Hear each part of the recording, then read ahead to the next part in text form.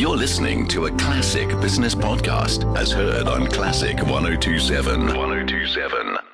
Well, tucked away in the expanded budget was the statement that Cabinet has adopted the active approach here. It's endorsed the target of a primary surplus by years 23-24, meaning revenue will exceed non-interest expenditure. And this will obviously require spending reductions and revenue adjustments amounting to roughly 250 billion rand over the next 2 years. But no more detail on exactly how that will be achieved. Let's get the view now from Nazmira Muller, Head of SA Investments at 91, and Maarten Ackerman, Chief Economist at Citadel. Maarten, firstly, how credible are some of the economic forecasts, and what are the risks here in whatever way to the deficit and its ability to be financed? Can we still avoid an eventual sovereign risk crisis, I think, after today's decisions? That must be one of the major concerns. Yes, good evening, Michael. I think that, the numbers are realistic given where we are. The plans going forward in terms of policy is solid. But, it is a repeat of what we've seen in many previous budgets and also economic plans. You can add to the National Development Plan, the recent recovery plan from the ANC, the Minister Mboweni's own economic plan. So, to be honest, all of those, if we execute, we will get the results that we are seeking for. Obviously, the numbers today are much worse than expected, or much worse than what we've seen earlier this year in the February budget because of the COVID issue. But it boils down to the fact that, if we don't see better execution compared to the past 3 years, then we're not going to make a difference. So for me, a great budget in terms of saying the right things, addressing the right challenges. But if we don't execute very soon, then unfortunately, we're just going to remain on this path of even further, fiscal challenges, and to use the minister's words himself, we will probably go through the wide gate and not the narrow gate. So we need to get to the point where we actually open that narrow gate and enter through that gate ASAP. Nazmira, we have this budget coming on the back of yesterday's Sustainable Infrastructure Development Symposium and 55 projects that have been passed through the SIDS model. And we have examples here of a government that is now willing to start executing. We also have reference in this budget and a commitment to zero-based budgeting, and that now needs to go through into the medium-term expenditure framework. I don't think that's an insignificant development, considering that we've never seen that introduced before, and it would mean an entirely different way to handling public finances, a more prudent and very rational way to analyse each and every cent spent. What do you make of today's emergency budget? I think that given the dire state of South Africa's fiscal situation at the moment, the budget as on paper was actually good. In fact, it could even be classified as excellent. We are looking to significantly cut expenditure over the course of the next 2.5 years in order to stabilize the debt-to-GDP ratio. I think the issue, Michael, is can it be executed? Because that is the problem. Zero-based budgeting, I think, is a nice framework to rethink the situation. I would be surprised if we actually implemented full-blown zero-based budgeting, because I don't think we have the capacity in government to do it, quite frankly.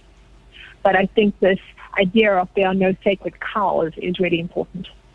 Very important. And also this idea that we need structural reforms and commitments to those structural reforms to help ensure that the economic recovery can do the heavy lifting in the outer years. And to that end, we did see some mention of the Tito paper effectively in the reforms. If you look at what was mentioned, restructuring, unbundling Eskom, modernising ports and rail infrastructure, licensing spectrum.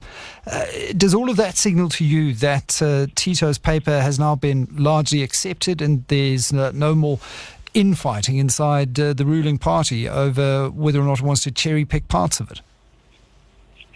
I think that there's been a lot of progress made on the infrastructure side, and we saw that in the President's symposium yesterday on infrastructure. So there seems to be a fair bit of coordination between what Tito was saying on infrastructure today and what the President said yesterday. There seems to be a coordination also with what the Reserve Bank Governor said in his recent statements about the need for South Africa to develop a sustainable fiscal path at this point in time. So I think that's good news, that there is that level of coordination. Michael, I think the issue is execution. We just need to see some tangible execution, because we've seen too many good plans where there is no execution. And therefore, I think what's really important is that before year-end, there is tangible progress. I would personally pick the renewable sector and have the Department of Minerals and Energy clear out all of the regulatory constraints towards the fifth round of the REAP program, direct procurement by municipalities, direct procurement by corporates, and self-generation. I think that would go a long way to making people believe that we are serious about these reforms. And you were part of a panel along with Jessie Burton at the symposium yesterday, arguing for exactly that.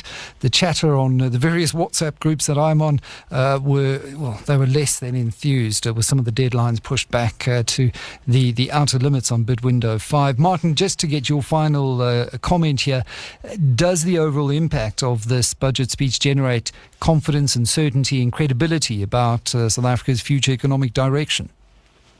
Definitely, I think that the situation we find ourselves in at the moment is obviously an external event that's impacting all global, all countries around the globe.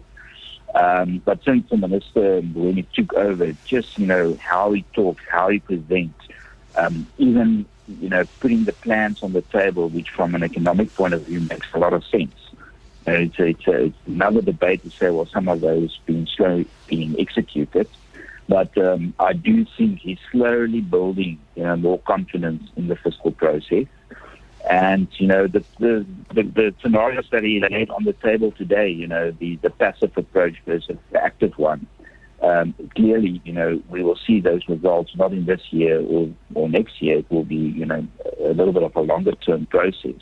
But if we can stay on this road, and that's why in my initial comments I said that, if we can definitely see now in the medium-term budget in October and also next year in February, that they're serious about the policy, and the policy not only about reform but really cutting back on expenses, then I think the confidence will basically be back to normal in a very short period of time, even if the fiscal picture is still quite bleak. But it's all about appreciating that they will stick to the discipline and they will execute no matter how hard the decision will be down the line. And as confidence in the fiscal strategy grows, the country's risk premium decreases, long-term savings flow into the country, and over the longer term, fiscal policy certainty and the need to rebuild capital stock and new ways of working then incentivize firms to invest. And that's exactly what we need to start seeing. Maarten Ackerman, Chief Economist at Citadel, and Nazmira Muller, Head of SA Investments at 91.